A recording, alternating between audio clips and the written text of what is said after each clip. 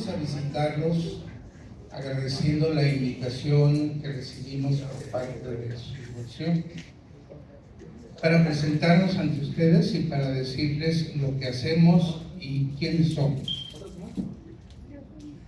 La Sociedad Mexicana de Geografía y Estadística nació 30 años o algunos años después, 23 años después de la independencia de México, en el 833, constituyéndose en la sociedad científica más antigua de América y la tercera o cuarta más antigua del mundo. Esta sociedad se fundó con el fin de ayudar a la organización del México independiente. Estuvo a cargo de la recopilación de datos étnicos, históricos, geográficos, estadísticos, y que ayudaron a crear el primer mapa político, la primera división política en estados de la Federación. A partir de entonces ha tenido una serie de aportaciones al México moderno, llegando al siglo XX. Hace más de 100 años también se fundó la Sociedad de Geografía y Estadística del Estado de Jalisco, como dependiente de la mexicana, y en el siglo XX, ya en los años 80, se le otorgó el beneficio de ser nombrada Benemérita por sus actos. Hay muchos de los integrantes de esta sociedad que se encuentran actualmente descansando sus restos en la Rotonda de los Hombres Ilustres. Nosotros, el capítulo Costa Sur, con 36 años de antigüedad en Autlán, tiene influencia en toda la zona costa.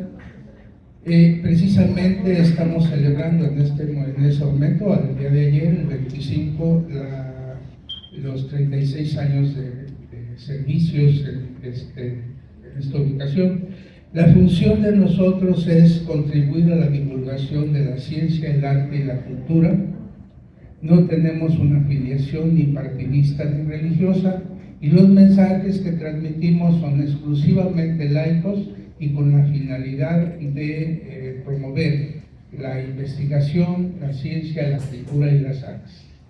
Con ese espíritu venimos a compartir con ustedes algunas ponencias. Cada uno de los expositores presentará temas de su elección y esperamos que les sean de la mayor utilidad. Muchas gracias.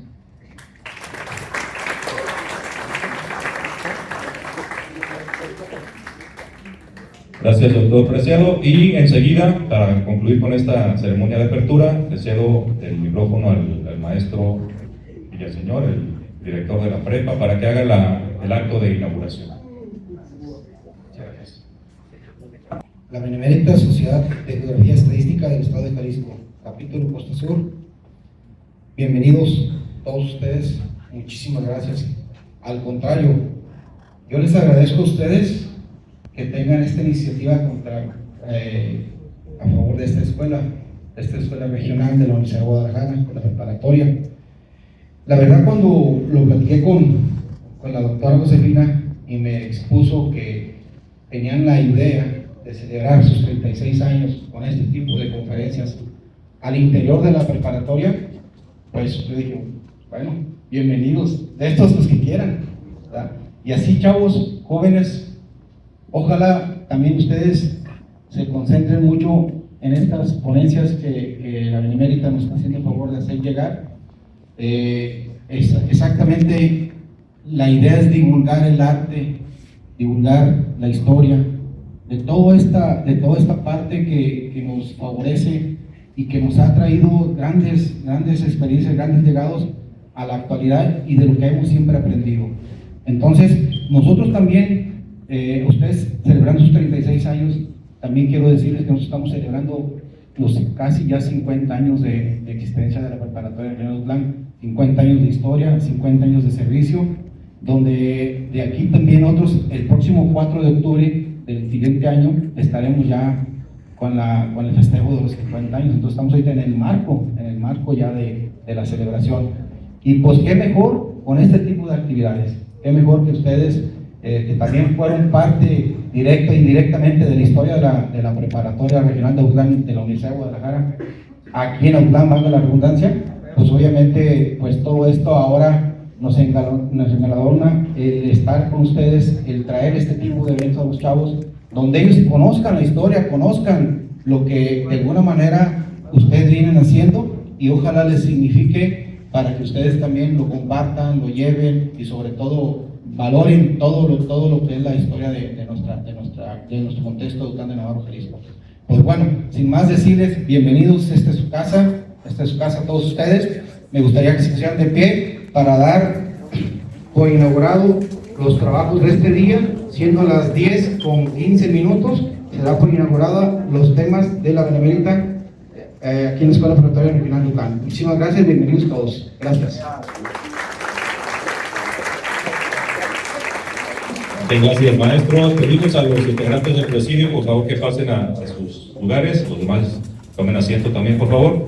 Muy bien, gracias por su espera. Estamos listos para iniciar con la primera ponencia. Nuestro primer ponente de esta jornada será el doctor Carlos Palomera García, consocio de nuestra Sociedad de Geografía y Estadística desde el año de 2022, con un trabajo sobre el manejo de plaguicidas aquí en el Valle de Autlán y sus consecuencias en la salud.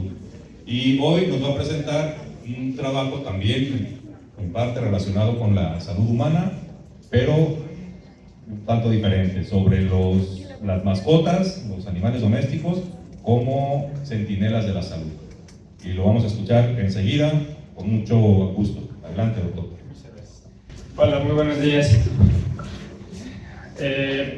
A diferencia de lo que dijo el director, no voy a hablar de historia, no voy a hablar de cultura, voy a hablar de algo que me gusta que estoy haciendo, que tiene que ver con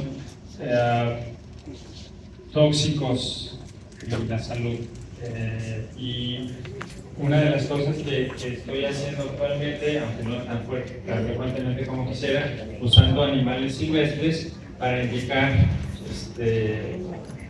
usarlos como testigos, como indicadores de las sustancias químicas, algunas de las sustancias químicas que estamos echando en el ambiente y que nos están teniendo efectos adversos a nosotros. No sé si ustedes conocen la expresión el canario en la mina de carbón. ¿Sí lo conocen todos? ¿No? El canario en la mina de carbón es una expresión que resulta de una actividad que empezaron a usar los mineros de las minas de carbón en Inglaterra a finales del siglo XIX y en el siglo XX, dado que cuando bajan al interior a sacar el mineral, empieza a haber metano, dióxido de carbono y monóxido de carbono que pueden afectar a la salud de los mineros. Entonces idearon la idea de llevarse un canario, el canario está donde están trabajando y está el canario cantando en la cuestión, y en el momento en que deja de cantar es porque ya se murió. Por estar respirando los gases, algunos de estos, el metano y el monóxido de carbono, son explosivos en concentraciones muy altas. Entonces, utilizaron eso para indicar que las condiciones del aire que estaban respirando no eran las propias y por lo tanto los mineros tenían que salirse de la mina. Entonces, es una de las primeros usos de un animal para indicar la presencia de sustancias químicas en el ambiente que pueden ser adversos a nuestra salud. Entonces, muchas especies han sido utilizadas para informar la toxicidad de sustancias químicas. Obviamente, muchas de estas especies lo han hecho de manera no voluntaria. Son las que conocemos como animales de laboratorio. Y la gran mayoría de la información que se tiene sobre la toxicidad de sustancias químicas accidentales que liberamos en el ambiente o las sustancias que usamos con fines terapéuticos, como son los medicamentos, se utilizan los animales diferentes animales para ver ya sea el efecto terapéutico o el efecto tóxico o el efecto que las personas quieran ver. Entonces, la gran parte de la información que se tiene y que ha ocasionado hasta los cosméticos, y si se fijan, muchos de los cosméticos dicen, este cosmético está libre de maltrato animal, porque se ha dejado de usar animales que se ponían las gotitas o el rímel o lo que sea para ver si había efectos alergénicos en el alimento. Yo estoy trabajando con algunos animales que también no han sido voluntarios, han sido ratones o peces o invertebrados acuáticos, pero hay muchas otras especies que informan de manera altruista y sin saberlo de estos mismos efectos, y son nuestras mascotas. ¿Y por qué utilicé este tema para platicar de ustedes? Pues porque, bueno, muchos de nosotros, ¿quiénes de ustedes tienen mascotas? Y me imagino que les da muchísimo gusto hablar con ellos. Algunos sí, algunos no. Entonces las mascotas son y han sido utilizados como centinelas de nuestra salud. Y no solamente esto, hay una conexión con un término más amplio que se utiliza a nivel del sector salud, el término de una sola salud. Entonces hay una conexión entre la salud de las mascotas, ya sea perros, sea gatos, algunos tienen cuyos, algunos tienen pájaros, todos son indicadores tarde o temprano de alguna enfermedad, y esas enfermedades pueden ser también que las tengamos nosotros. Y la salud del ambiente, hay una conexión entre la salud de los animales, la salud del ambiente y la salud nuestra, y a ese término se le conoce como una sola salud. Entonces, centinela, ¿qué significa centinela? Centinela significa guardián, vigilante, soldado que está vigilando. Es alguien que vigila, que advierte o que alerta anticipadamente de algo negativo. Un soldado que lo pongan para estar vigilando, para estar de centinela, está viendo que no vengan moros a la costa, como dice el dicho, ¿no? Entonces, el concepto de una salud implica eso, implica que la conexión entre los animales silvestres y domésticos, el ambiente nos rodea y nosotros, la salud está muy relacionada. La OMS, que es la Organización Mundial de la Salud, la FAO, que es la Organización de la Alimentación y la Agricultura, la OMSA, que es la Organización Mundial de la Sanidad Animal, y la NUMA, que es el Programa Nacional de las Naciones Unidas para el Medio Ambiente, están trabajando en conjunto, en colaboración, para vigilar y evitar que haya brotes como el que tuvimos hace 3 años, que lo tuvimos, pero el del COVID, que es un ejemplo de una enfermedad que nos pueden transmitir los animales o por condiciones ambientales, cada vez estamos haciendo las menos propicias para nosotros, pero más propicias para la presencia de enfermedades. Entonces, la salud humana está muy vinculada con la salud de nuestras mascotas, que interactúan cuando los sacamos a algún lado, interactúan con fauna silvestre, y está muy relacionada con la salud de nuestro entorno. Ejemplos de enfermedades que nuestras mascotas pueden enfermar también, o sea, de enfermedades que resultan, no nomás las mascotas, que resultan de esta interrelación: la rabia, el COVID, la gripe aviar, la leptospirosis. Hay un montón de enfermedades zoonóticas. Son enfermedades que las agrupamos en enfermedades zoonóticas, todas las enfermedades que tengan un animal de origen, y de cada 4 enfermedades nuevas que están surgiendo, 3 son de origen zoonótico, de un ave, de un puerco, de una vaca, etcétera, que nos transmiten los virus, nos transmiten a nosotros y nosotros enfermamos. La resistencia antibiótica, todas las personas que trabajan con ganado en grandes cantidades o pollos en grandes cantidades usan antibióticos para evitar la presencia de enfermedades con esos animales. Pues esos animales empiezan a tener resistencia a los antibióticos, no esos animales, los bichos, los agentes, los virus, las bacterias empiezan a tener resistencia a esos antibióticos y se hacen más poderosos y por eso empiezan las enfermedades. Entonces incluye todo esto de la relación, una salud incluye las enfermedades zoonóticas, la resistencia a antibióticos, las enfermedades vectoriales. No sé si están familiarizados con una enfermedad vectorial. Yo creo que sí saben, porque cada ratito nos dicen, aguas con el dengue. Las enfermedades vectoriales son aquellas que nos transmite algún agente, como el mosquito, como una pulga, como una garrapata, como una chinche, y aquí en la región tenemos de todo un poco, tenemos un montón de enfermedades vectoriales.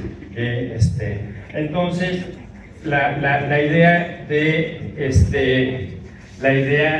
de usar a nuestros animales más cercanos, a veces hasta dormimos con ellos, nuestras mascotas, es que sirven para alertarnos de cosas malas de la salud, pero también sirven como cosas buenas para la salud.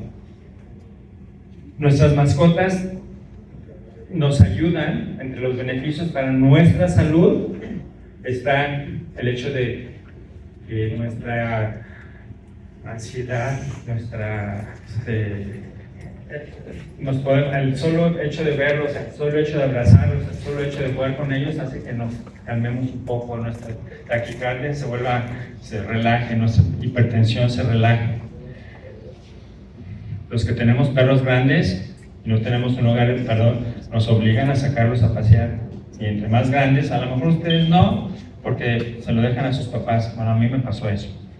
Yo no quería perro, tengo perro, que ahora ya es mío porque mis hijos ya se fueron, ahora yo soy el que tengo que sacarlo a pasear. Esa es mi perrita. Y ahora y a las 6 de la mañana está así como, vamos a salir, y a las 8 de la noche, no vamos a salir. Y si estoy cansado, al menos ya se me olvida el camino, se me olvida. Entonces, hago actividad física, se me olvida todo lo que estoy pensando mal. Y por otra parte, son centinelas, son vigilantes de las cosas que tenemos en nuestra casa que puedan ocasionarnos problemas. Uno de los principales problemas que afectan a la salud es la contaminación intradomiciliaria. La contaminación intradomiciliaria es el hecho de que estemos respirando cosas dentro de nuestra casa o dentro de nuestra área de trabajo, desde el polvo hasta los limpiadores que se utilizan, hasta las barnices, las pinturas que se utilizan, lo estamos respirando y tarde o temprano eso nos causa problemas. Los animales, como están, nuestras mascotas, como están más en el suelo, pues ellos van a estar respirando, y los gatos más, porque están acicalándose. Ellos se bañan acicalándose, entonces todos los polvitos, todos los químicos, todas las bacterias, todas esas las van a adquirir. Entonces, ellos son indicadores de si se empiezan a enfermar esos animales, van a decir, órale, ¿por qué está cambiando de comportamiento mi perro? ¿Por qué mi gato no quiere comer? Si lo llevamos al veterinario, a lo mejor vamos a encontrar algo, pero ya está dando una alerta de que algo en tu casa está mal. Por otra parte, los perros, con el olfato que tienen, han sido entrenados para un montón de cosas. Detectar cocaína, detectar marihuana, los han entrenado para detectar explosivos, los han entrenado para detectar dinero. En los aeropuertos los utilizan para detectar si alguien lleva mucho dinero, el perro sabe que hay algo. Aprovechándose de eso, los han entrenado para detectar enfermedades, y hasta 28 tipos de enfermedades un perro puede, claro, depende de cómo los entrenen, los pueden detectar. Desde la diabetes se acercan, y si alguien está teniendo problemas en la baja de azúcar, el perro lo va a detectar. Ahorita estaba hablando con el compañero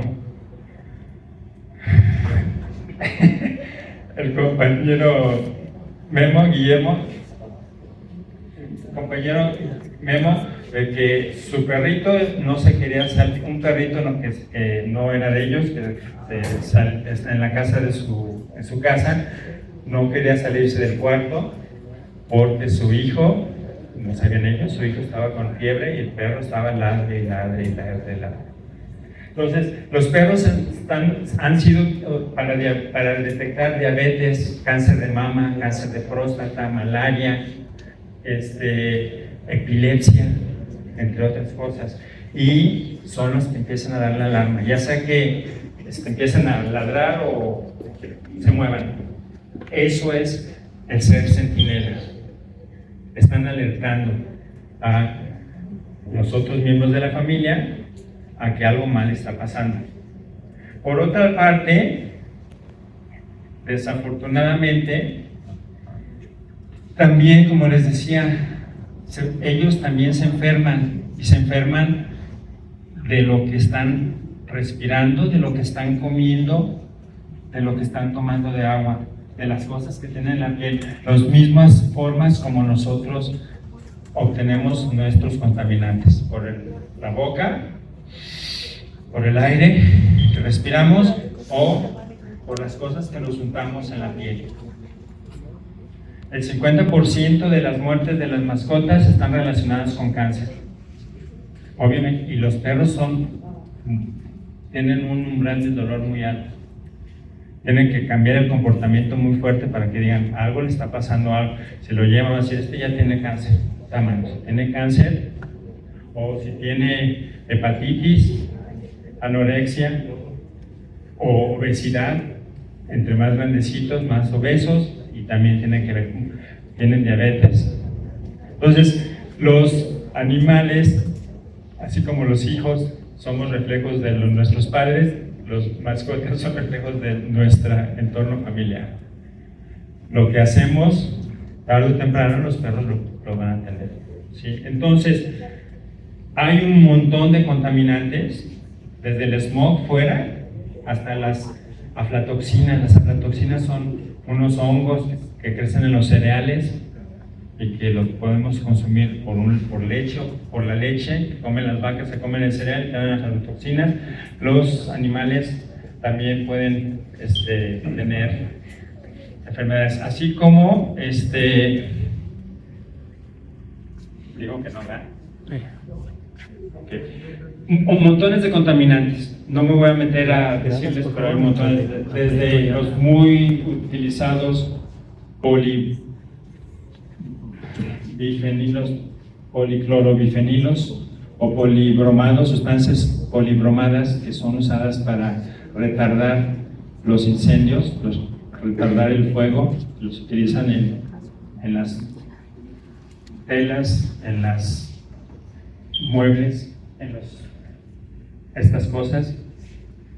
Yo, si lo tallo, me voy a llenar quizá de algunos restos de estas sustancias que pueden tener a la larga un montón de implicaciones de la salud. Y obviamente los plaguicidas.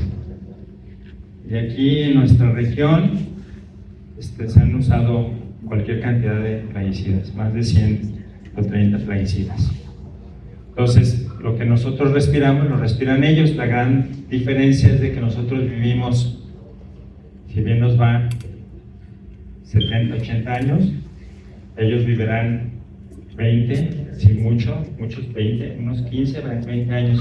Entonces, en ese lapso de tiempo, nos están diciendo, órale, si se murió de cáncer, a lo mejor yo tengo que ver qué onda, tengo que cambiar algún hábito, tengo que cambiar lo que como. A mí me regañan compañeras enfermeras donde le llevaba a mi perrita, le llevaba sus sobrecitos estos de mejor denle otra cosa. Esos sobrecitos tienen lo mismo que comemos nosotros, montones de aditivos, tienen montones de sustancias, tienen un montón de sal, tienen todo lo que sabemos, como dice una canción, todo lo bueno es, todo lo prohibido es bueno. Pero como decía Juan 23, lo que es todo lo bueno o es pecado o engorda. Entonces, los animales también sirven para eso. Entonces, prácticamente es una charla muy rápida, creo que me fui más rápido de lo que pensaba, pero lo que quiero hacer énfasis es de que no solamente nuestras mascotas con las que invertimos un montón de tiempo, invertimos un montón de dinero, invertimos un montón de cariño, y que nos alegran. Como le digo a mi esposa, nadie en la casa me recibe moviendo la cola más que mi perrito. Ya ahorita ya está viejita, ya no baja, pero está en la escalera esperándome. Así como que llega uno, ya lo ves que se mueve la colita, ya. Entonces, el cuidar a nuestras mascotas ayuda a que también nosotros nos cuidemos, a que nosotros cuidemos nuestra salud. Y era prácticamente el breve mensaje, y quise hacerlo breve para no atosigarlos. Y muchas gracias.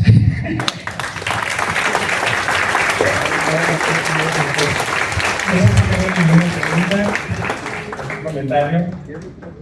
Anímense. ¿No? Bueno, pues muchas gracias. Muchas gracias al doctor Carlos Palomera por esta plática tan interesante y tan cercana a nuestra vida cotidiana. Todos creo tenemos cerca algún animal, sea nuestra mascota o no, y ahí tenemos una nueva forma de relacionarnos con ellas. Y con esto damos la bienvenida también a nuestra siguiente ponente, que es Marta Florentina Corona Santana. Comenzamos con la segunda ponencia de esta jornada, que está a cargo de nuestra consocia Marta Florentina Corona Santana, licenciada en Turismo por la Universidad de Guadalajara y quien ingresó a nuestra sociedad en el año 2018 con un trabajo sobre la historia del Panteón de los Dolores, y que hoy nos va a presentar un trabajo también sobre historia de Autlán, pero sobre el Parque Paulino Navarro o Alameda, uno de los espacios más cercanos a nuestra vida cotidiana. Entonces la escuchamos enseguida. Buenos días. Bueno, vamos a cambiar un poquito ahora de las mascotas a la historia. Bueno, las mascotas también pueden ir a pasear aquí al Parque La Alameda. Y yo vengo a contarles un poco la historia de este Parque La Alameda. Todos lo conocen, me imagino. Van a ver un poco sobre cómo en un inicio pregunté cómo sería la historia más interesante sobre el Parque La Alameda. Si se los enfocaba de atrás hacia adelante, es decir, de cómo estaba en un inicio a cómo está ahora, o cómo está ahora hacia atrás. Y hice las dos hipótesis, por decirlo así, pero la verdad que me hice bolas en retrospectiva.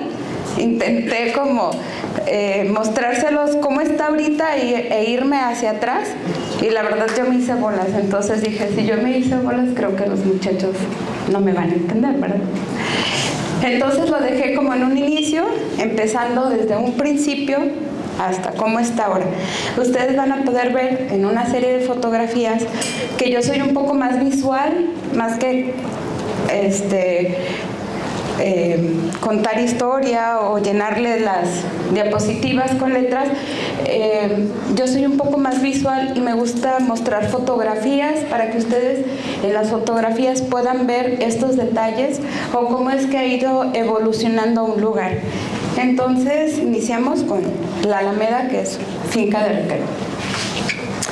Pero sí puse esta diapositiva que está llena de letras, solo para iniciar la exposición, porque me pareció muy interesante cómo es que el ayuntamiento de este tiempo, que les voy a empezar a hablar, cerca de 1890, ellos ya tenían una idea de cómo querían que fuera la Alameda. La Alameda anteriormente era llamada Plaza del Camposanto, porque está cerca del Panteón de los Dolores. Y en ese tiempo, el Panteón de los Dolores estaba ubicado a las orillas de Autlán. Ustedes imagínense que la Alameda o el Panteón de los Dolores era la orilla de Autlán. Alguien vive, no sé, más bien, aquí nosotros ya estamos en la orilla. O sea, la prepa está a la orilla, pero anteriormente la Alameda era la orilla. Entonces, es como ha crecido también Autlán, ¿no? Y entonces por eso se llamaba Plaza del Camposanto, porque estaba cerca del Panteón de los Dolores. Me voy a permitir leer nada más este pedacito, porque cuando ellos inician o visualizan querer hacer una Alameda en la Plaza del Camposanto, ellos se reunían como ayuntamiento y daban cada quien su informe, que el de salud, que el de tesorería, y había un apartado de mejoramiento.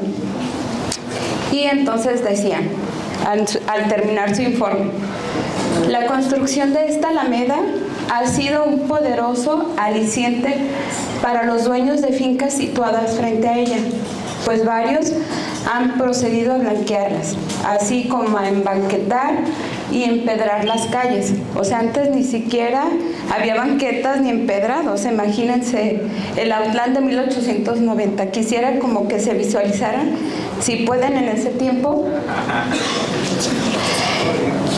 Además de esta ventaja y de que habrá un sitio que sirva de solar a las familias, se conseguirá también establecer la higiene en esa parte de la población con la plantación de árboles que purifiquen la atmósfera. O sea, ellos también pensaban que esta finca de recreo, aparte de ser un lugar para convivir en familia, también podía ayudar a lo que era la purificación de la atmósfera. Y bien, comenzamos. Cuando ellos se reúnen, dijimos, la corporación, el ayuntamiento, ellos dicen, bueno, vamos a hacer una Alameda. Esto es una foto de las más antiguas que yo tengo de la Alameda, y deciden ponerle como nombre Parque Ramón Corona, y la inauguran un 15 de septiembre de 1890 con una fuente al centro. Tenía 16 prados y en ellas plantaban fresnos y naranjos. Aparte también había algunos magueyes. Es lo que dicen los documentos cuando inauguran esta Alameda. Bueno, esta foto que les voy a mostrar también. En la Alameda tenía cuatro entradas o 4 pórticos, que es como pueden ver. Estos dos son 2 entradas diferentes, pero había 4, o sea, una en cada esquina. Y era con este remate muy significativo, que no sé si alguien pueda decir dónde ha visto como este mismo remate, es decir, este triángulo. Aquí mismo en Autlán, en algún otro edificio, ¿alguien ha visto este tipo de terminación? ¿En la presidencia? ¿Quién? En la presidencia, sí. ¿Quién dijo la presidencia, perdón? Sí. ¿Dónde más? Iglesia. En la iglesia del centro, en la parroquia, si se fijan en el altar al fondo, también está este remate. Las tumbas. Sí, en algunas tumbas también. Entonces, como que era muy usual este tipo de remate en aquel tiempo, y bueno, fue construido por el maestro albañil Tomás Robles. Este es un mapa, no sé si se alcance a ver un poco, pero es de 1948 Y es nada más para que ustedes puedan como dimensionar cómo estaba Autlán. O sea, en dimensión urbana, por decirlo así, era solo esto Autlán. Aquí el centro y aquí se ubicaba la Alameda. Aquí el Panteón, la Plaza de Toros. Y bueno, es nada más para que ustedes más o menos ubiquen el tiempo y el espacio de cómo estaba Autlán. Bueno, desgraciadamente surgen los primeros cambios y esta es otra Alameda que en 1956 deciden hacer una restauración de la Alameda porque ya no les gustaron estos pórticos ni la muralla exterior que tenía. Entonces dicen, no, vamos a hacer algo más de acuerdo a Autlán, algo más moderno. Y entonces le encargan al ingeniero Juan José Jiménez que haga una nueva restauración de la Alameda, y es cuando quitan la muralla exterior y estos entradas o pórticos que les mostré en fotos anteriores. Bueno, esta es una foto de 1957. También quería que ubicaran más o menos dónde está, la Alameda, es en esta parte. Aquí está el Panteón, bueno, Catedral, la parroquia, el mercado. Pero si se fijan es nada más para mostrarles cómo estaba Autlán. La siguiente. Y estas son unas fotos igual de cuando ya quitan estas puertas, estos pórticos, y cómo dejaron a la Alameda pues más simple, ¿no? La siguiente. Y bueno, también en ese mismo año se decide que se cambie, con esta inauguración de esta nueva Alameda, o sea, ya sin los pórticos y las entradas, se decide que se le cambie el nombre y se aprueba que se llame Parque General Paulino Navarro Serrano. ¿Alguien sabe quién es Paulino Navarro Serrano?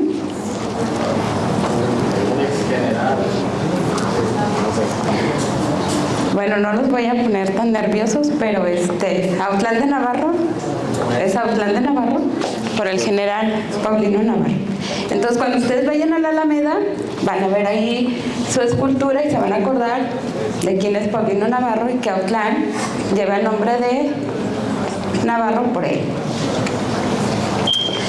Y bueno, posteriormente a esta modificación del 56 se hacen otras modificaciones, como que ya no les gustaron, que la Alameda estaba muy simple. Entonces deciden en 1984 hacer otra reestructuración y le agregan una fuente al centro. La siguiente, por favor. Esta era como tal, la fuente al centro tenía unas escaleritas, estaba de manera redonda y sí abarcaba justo donde está como el domo, todo eso era la fuente casi. Ahí hacían los eventos culturales, con esta presentación que le tomé ahí a Cultura Plan, para que vieran que era un lugar, aparte de recreo, también era una reunión de eventos culturales. Siguiente, por favor. Es la misma fuente que les digo, porque tenía sus escaleritas y abajo tenía como unos baños y siempre, pues sí estaba como un poco deteriorado, no se daba como muy buen uso de ahí. Bueno, esta es otra foto, esta es aérea que se tomó en 2005. Y nada más para que ustedes vean, esta es la fuente redonda que les mostré anteriormente y cómo estaba llena de árboles, la Alameda.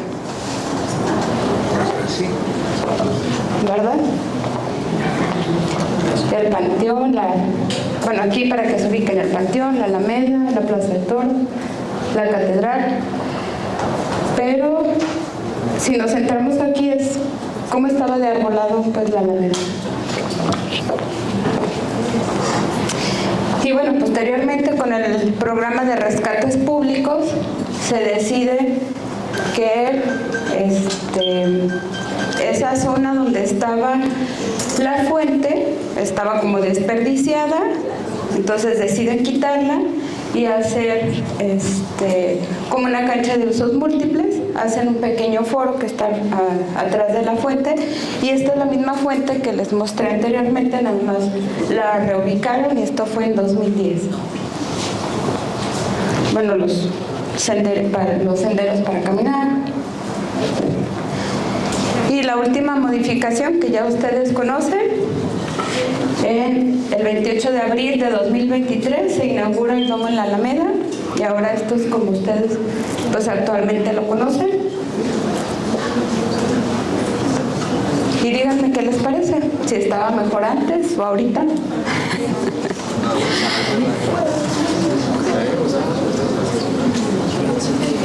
Y eso es la Alameda, es lo que era y lo que ahora es. Que bueno, siempre ha sido un espacio de recreo, pero que cada vez pues a lo mejor se ajusta más a las necesidades también, ¿no?, de los espacios. Pero esta es la última modificación, y ahí ustedes pueden ver con esta pequeña plática cómo es que se ha ido transformando la Alameda. Muchas gracias, y no sé si tienen dudas, preguntas.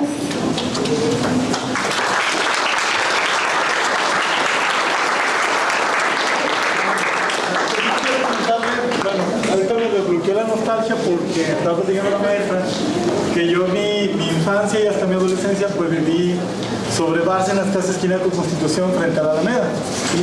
Y sí, efectivamente, pues es muy notable, muy notorio, mejor dicho, los cambios que se han ido dando, pues porque pues era precisamente donde íbamos a jugar. Vivíamos enfrente y cruzábamos a jugar a la Alameda, porque no había pues ni la saturación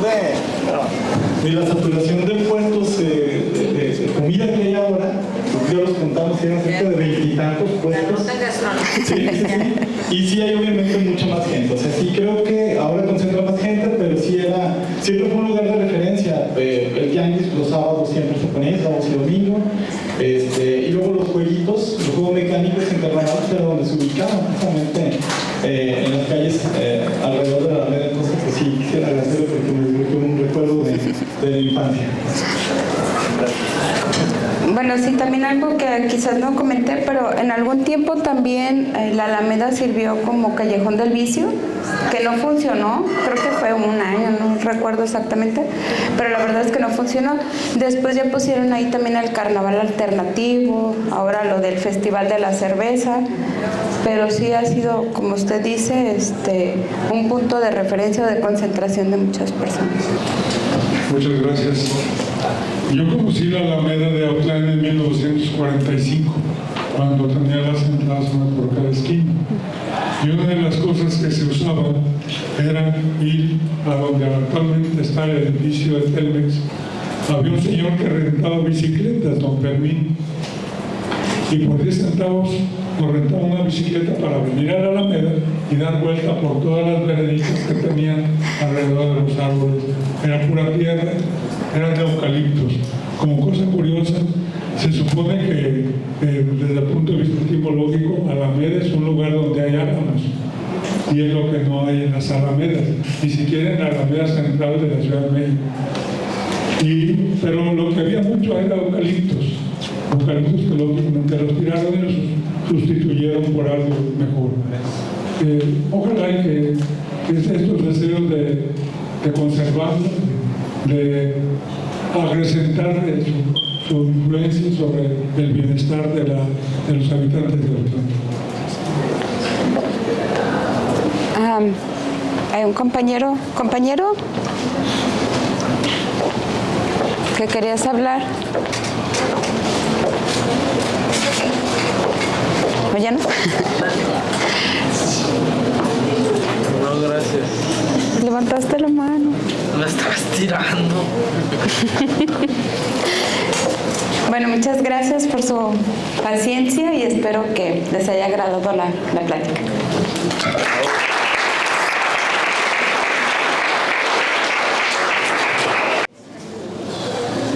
Muy bien, estamos listos. Vamos a comenzar con la tercera presentación de hoy. Me presento nuevamente. Yo soy Guillermo Tobar, soy cronista municipal de Autlán y además socio de esta Sociedad de Geografía y Estadística desde el año 2017. Y yo ingresé con un trabajo sobre la construcción de la carretera Autlán-Purificación. Y ahora voy a presentarles un trabajo que es breve también sobre la vida de don Manuel Morán Godoy, un músico de mariachi que tocó aquí en Autlán hace un siglo. Pero bueno, la vida de don Manuel nos va a servir como una guía para conocer la forma en que trabajaban los músicos de esa época, músicos populares, no los músicos académicos o profesionales, si los queremos llamar así. Pero antes quisiera hacer un pequeño contexto de lo que es el mariachi propiamente. Actualmente, y sobre todo ustedes que son muy jóvenes, han conocido, tienen un concepto quizás del mariachi como el mariachi moderno, el mariachi que canta, que toca canciones pop, que canta canciones románticas, que tiene una instrumentación muy rica, que es ejecutada por músicos profesionales, que casi parece una orquestita, más que un grupo de músicos populares. Eso es el mariachi actualmente, y es una música que nos representa a nivel internacional, pero su origen es muy distinto. Y quisiera preguntarles a quien se anime a contestar o quien quiera contestar, primero, ¿dónde creen o dónde han escuchado que nació el mariachi? ¿De dónde nació? ¿Dónde fue creado el mariachi? ¿Dónde? En Guadalajara, acá el joven, en Cocula. Cocula es el mariachi. En Cocula, de hecho hay hasta una canción que dice de Cocula es el mariachi y de Tecalitlán son los sones, dice ahí. Bueno, sí, es lo más conocido, es lo más difundido que el mariachi es, primero que es de Jalisco, y ya cuando se quiere precisar más, pues que es de Cocula o que es de Guadalajara, porque aparte ahí está la Plaza de los Mariachis y tal. Bueno, el hecho es que el mariachi, hasta como lo conocemos ahora y en sus etapas anteriores, el mariachi no tiene un sitio ni una fecha de nacimiento. No es algo que en algún lugar, en algún momento alguien haya decidido crear un conjunto de músicos de cuerdas y que se le va a llamar mariachi. El mariachi, según investigadores como Ramón Mata Torres, que yo les recomiendo mucho que lo lean a Ramón Mata Torres para conocer la identidad de Jalisco, sus orígenes, el mariachi es fruto de la evolución de la música en las colonias españolas en América. Así como las personas, como los seres humanos, que ahorita somos de una cierta forma, somos producto de una evolución. Hay quienes creen, bueno, que Dios nos creó de un monito de barro y le sopló, pero sabemos que somos producto de una evolución. Antes, en lugar de ser así como somos, pues había otros seres diferentes que fueron cambiando poco a poco. Pues así pasó con el mariachi. En la época de la conquista espiritual, llegan los frailes y le enseñan a los indígenas la religión, la doctrina católica, les enseñan oficios en algunas ocasiones y les enseñan música. Traen en algunos de los conventos más importantes, trajeron maestros de capilla, que no eran otra cosa que músicos que enseñaron a los indígenas, a los habitantes de los lugares que ya estaban aquí, pues les enseñaron los fundamentos de la música europea, con instrumentos europeos de cuerda y de viento sobre todo, como son los que vemos aquí. Estos ya son muy posteriores, pero pues les trajeron de Europa las primeras guitarras, vihuelas, violines, entre otras, la chirimía también, por ejemplo.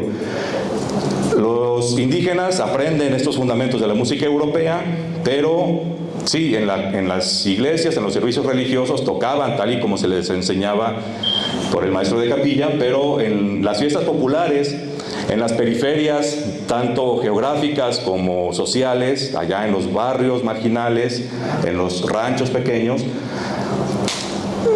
las personas empezaron a hacer su propia música para sus propias fiestas. Empezaron a amenizar sus fiestas con esos instrumentos que habían llegado del otro lado del mar. Así comienzan los primeros conjuntos de música popular, no llamados mariachis todavía.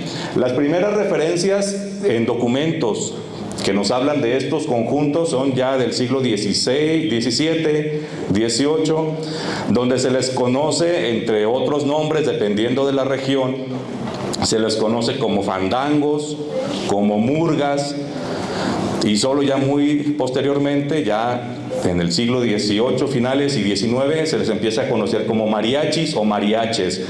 Todos estos nombres eran despectivos. Era como llamarle de alguna forma despectiva, de alguna forma de despreciar a esta música, a llamarle así, ese fandango, ese mariachi, esa murga. Más o menos como quizás hayan escuchado a sus papás, a sus abuelitos, que llaman actualmente a los conjuntos, qué sé yo, de tamborazo, de cierreño, de corridos tumbados. Seguramente habrán escuchado que le dicen esa música que, bueno, cualquier tipo de adjetivo para despreciarlos. Así se conocía al mariachi en aquella época. Era música hecha por músicos que no eran profesionales y que no tocaban música formal. Tocaban ahí lo que bien podían con los instrumentos hechos por ellos mismos, y así amenizaban sus fiestas. Y de ahí va evolucionando, va cambiando, dependiendo de cada región, la música de mariachi de los primeros momentos, de los primeros siglos. También hay que decir una cosa, el mariachi evolucionó de forma distinta en cada región del occidente de México. Por ejemplo, aquí vemos una instrumentación, esto es un mariachi de 1922. La foto es de Unión de Tula, por ejemplo, para el maestro. Estaba compuesto este mariachi por 4 músicos, 2 violinistas, un arpista, aquí está el arpa, y un guitarrista. Este señor tocaba la guitarra que se conocía como quinta de golpe, tenía solo 5 cuerdas, y ese era un mariachi aquí en la región que comprende de San Gabriel, Autlán, La Costa, llevaban este tipo de instrumentación.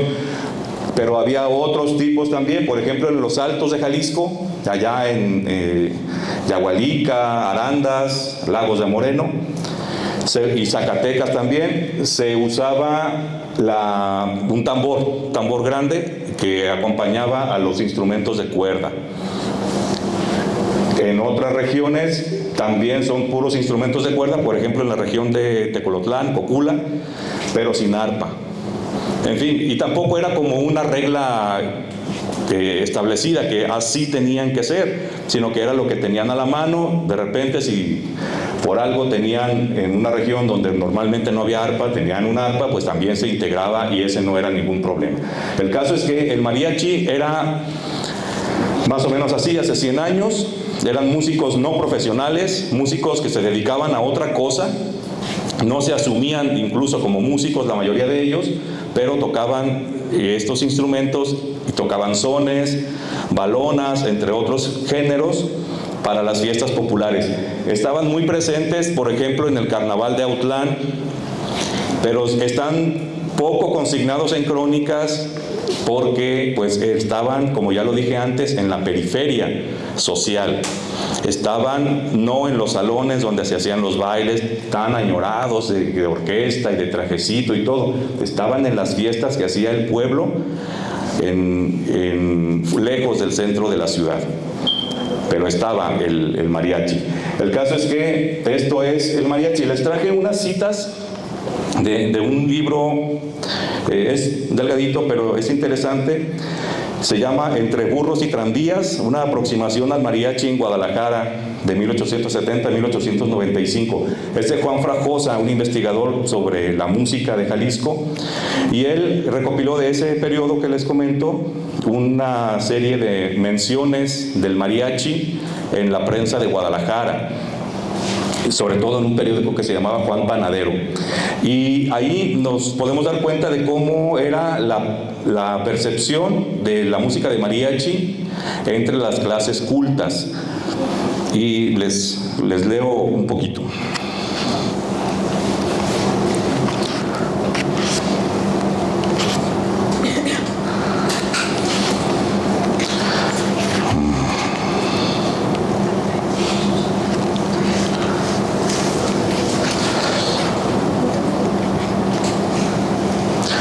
ejemplo, en una cita del año 1883 de este periódico Juan Panadero, está dando una crónica el autor sobre la vida en Guadalajara y dice esto: toda esa noche fue un jolgorio para mi dueño y sus acuachis.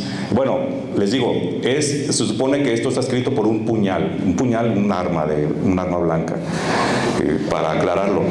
Dice: toda esa noche fue un jolgorio para mi dueño y sus acuachis, que se fueron en buena amistad y compañía para el Portal Quemado, en donde estaba un mariachi capaz de hacer alegrar hasta a la Virgen de los Dolores.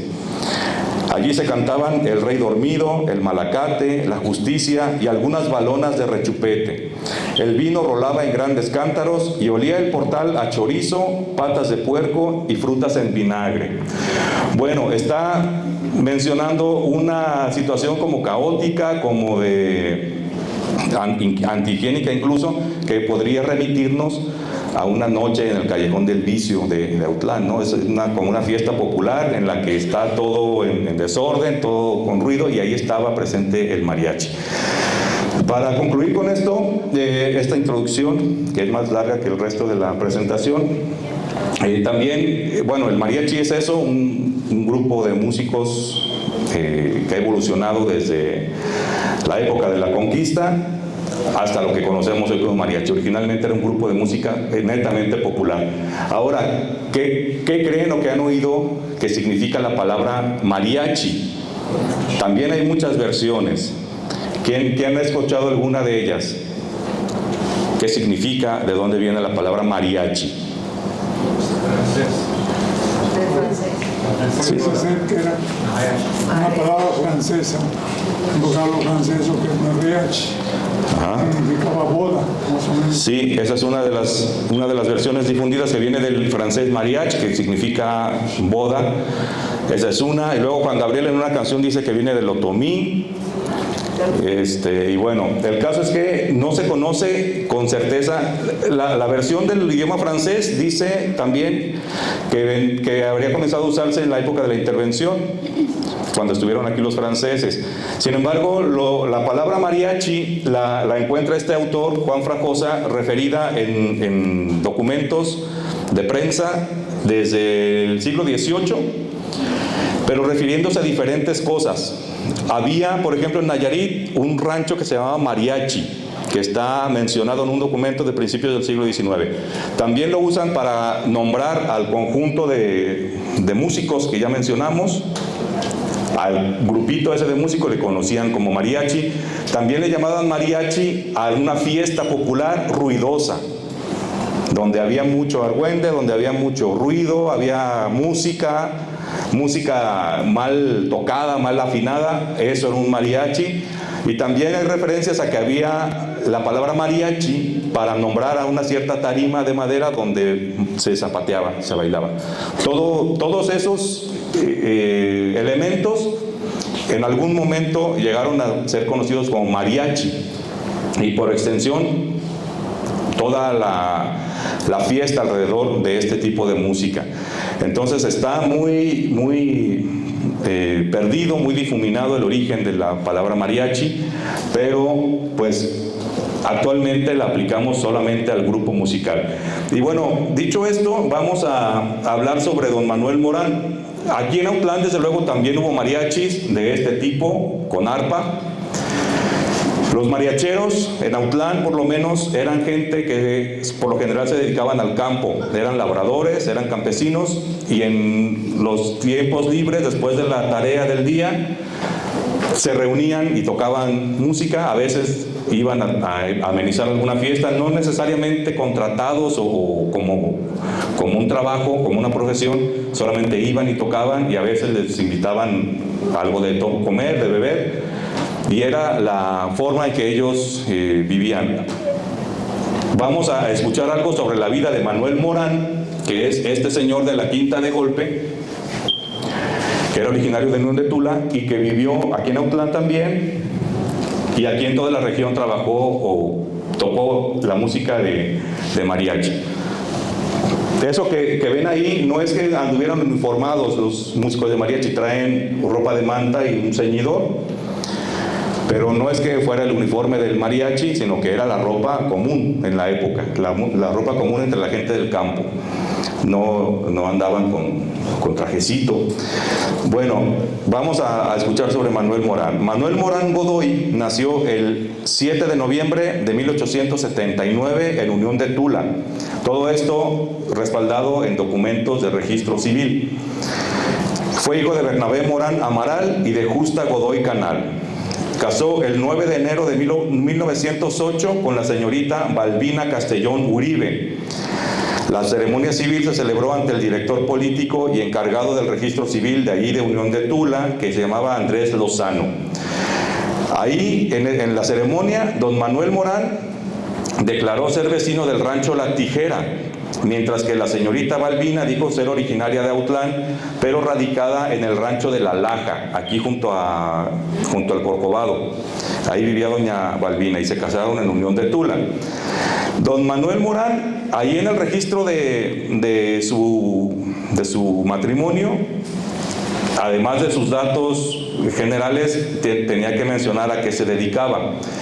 No puso ahí que él fuera músico, puso que era labrador. Es significativo porque él es conocido 100 años después como músico, pero ni en su matrimonio, ni en las actas de nacimiento de sus hijos, ni en su acta de defunción, ya a mediados del siglo XX en Autlán, en ninguna de esos documentos él se menciona o no se registra que él haya sido músico. Siempre se asumió como labrador, por lo menos oficialmente. De este matrimonio de don Manuel Morán y la señora Balbina nacieron Jesús, Rafael, Luis, María Candelaria, Tranquilino, María Concepción y Consuelo. Y siguiendo los rastros de nacimiento, del lugar de nacimiento de cada hijo, nos damos cuenta de cómo era también la vida de muchas familias campesinas de la región. Estos hijos nacieron los primeros en Unión de Tula, pero luego los siguientes nacerían en 2 ranchos distintos del municipio de Villa Purificación, y los siguientes nacerían en Autlán. Don Manuel Morán trabajaba como mediero. ¿Qué era un mediero? Un campesino que no tenía tierras que trabajar. Entonces acudía con el terrateniente, con quien sí tenía tierras. Hacían un contrato verbal en el que el mediero trabajaba la tierra del terrateniente y la cosecha se partiría entre los dos a la mitad, por eso era mediero. Y no siempre estaba disponible tierra en el mismo lugar, entonces tenían que andar mudándose de pueblo dentro de la región para tener un lugar donde trabajar. Y este señor Manuel, como vemos, trabajó en Unión de Tula, en Villa Purificación y en Autlán. Ahí tenemos una pista sobre cómo era su forma de vida. En todos estos lugares trabajó como labrador y además tocaba en su mariachi.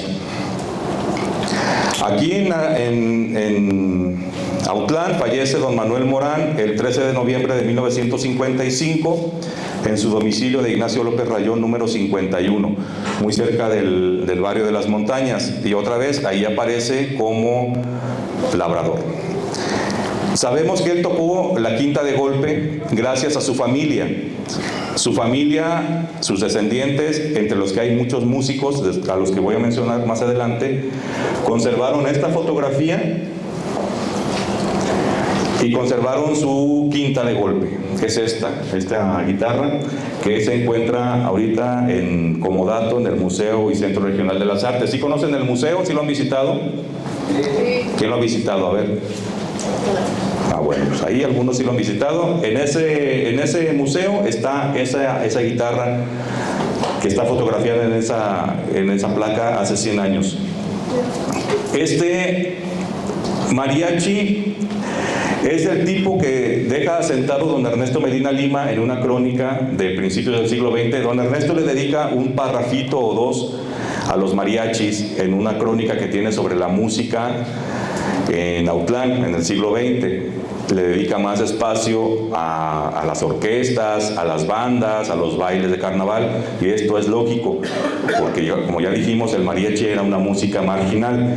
Él nos dice, don Ernesto, que en Autlán el mariachi, como ya les dije, tuvo diferentes denominaciones, diferentes nombres, que el fandango, que la murga. Aquí en Autlán se le conocía como arpón. En lugar de decirle mariachi, le decían arpón. Lógicamente porque tenía integrado en su instrumentación un arpa. Estos mariachis no tocaban en las serenatas, por ejemplo, del kiosco, y no tocaban en los bailes de gala, sino en las fiestas que hacían las personas en sus propias casas o en el campo. Tocaban no canciones del tipo que conocemos hoy, que tocan los mariachis, canciones de corte romántico, a veces adaptaciones de otros géneros hacia el mariachi, sino que tocaban sones, música que por lo general no estaba escrita, se aprendía por los músicos mediante la escucha. La escuchaban de otros músicos, la aprendían, en el proceso de aprenderla y volverla a tocar, le cambiaban cosas porque se les había olvidado, porque les gustaba más cómo sonaba con otra palabra, etc. Así era la manera que los músicos se transmitían el conocimiento de las canciones. Por lo general eran sones, corridos, muy pocos, pero más bien sones, y del tipo que conocemos como son jalisciense, diferente al son jarocho, por ejemplo, y a sones de otras regiones del país. Eso era el tipo de música de un mariachi aquí en la región de Autlán, con arpón, con 2 violines y con quinta de golpe. En cuanto a la quinta de golpe, que nos presenta aquí el don Manuel Morán, este instrumento en particular, según el doctor Irepan Solorio, que es maestro en la licenciatura en Artes del Centro Universitario de la Costa Sur y que dio una conferencia sobre este instrumento en particular después de haberlo estudiado, él menciona que esta quinta fue muy probablemente hecha en Michoacán. Todavía conserva, le damos un poquito para adelante, conserva, es esta la quinta de golpe, conserva algunos elementos que ya no se construyen, por ejemplo el tecolote. Esta parte del instrumento era conocido como tecolote por la forma que tiene. Ya no se construyen instrumentos de esta forma, además que las piezas que componen el cuerpo de la guitarra no están hechos con medidas estándar, es decir, con centímetros, pulgadas, sino que parecen haber sido hechas con medidas antropométricas, es decir, con la forma del cuerpo del mismo artesano, o su cuerpo lo tomaba como referencia. Es decir, que la forma o el tamaño del dedo, del codo, tal, eran las medidas que él tomaba como referencias, porque no, si se ponen a medirla con una cinta, con una regla, no va a tener las medidas exactas que se usan ahora. Y además, en algún momento esta quinta fue restaurada, perdió un par de piezas originales de la caja, pero el resto se conserva. Conserva sus cuerdas que ya le fueron cambiadas en algún momento, ya no son las originales, pero todavía se puede utilizar. Es un instrumento que data posiblemente de finales del siglo XIX, está utilizable todavía y es la que se usaba quizás en muchas fiestas, en muchas reuniones aquí en Autlán, en un tiempo que ya se fue. A la que sigue, por favor. Este es un acercamiento a la parte de la caja. Podemos ver ahí que, bueno, ahí le falta una cuerda, me parece, pero son los espacios para las 5 cuerdas. Siguiente. Y hay un acercamiento más al tecolote, que como dije ya es un instrumento arcaico, ya no se usan así, pero pues es una reliquia de la vida musical de Autlán. ¿Qué sigue? Bien, Manuel Morán, ya dijimos, fue un músico de mariachi que más bien era labrador y en sus ratos libres tocaba en mariachi. pero es el iniciador de una familia de músicos, algunos de ellos muy reconocidos. Por ejemplo, es abuelo de Lupe Morán, Carlos Guadalupe Morán. Él es chelista y es acordeonista, muy reconocido aquí en Autlán, tiene muchos años de trayectoria. También es bisabuelo de Víctor Ambrís Morán, que actualmente es director de la Orquesta Sinfónica del Grullo, antes lo fue de la Orquesta Típica de Autlán. También es antepasado Manuel Morán Godoy, de este cantante de los Yonix, Álvaro Morán. También, bueno, son algunos de los jockeys, de los músicos que conforman esta descendencia de Manuel Morán Godoy, este labrador músico. Algunos de ellos muy reconocidos, con una trayectoria amplia, y el caso es que desde el año 2023, desde el mes de mayo del 23, la sala que está al fondo del museo, que está dedicada a músicos de la región, donde hay algunos instrumentos musicales, hay retratos, hay documentos. Esa sala se le dedicó desde 2023 a don Manuel Morán Godoy. Ahí está su placa, que fue develada en el momento, en la ceremonia en que los familiares donan o dan en comodato la quinta de golpe de don Manuel al museo. Sigue, creo que ya es la última.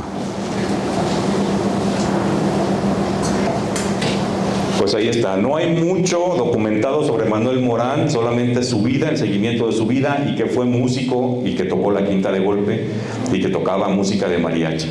Pero su misma vida nos da un panorama, siguiendo su huella documental, de cómo era la vida de un músico de mariachi en Autlán hace aproximadamente un siglo.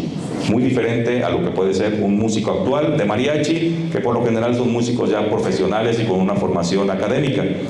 Eso es parte de la evolución de este tipo de música. Y con eso concluyo. Muchas gracias por su atención y quedo a la orden si hay algún comentario.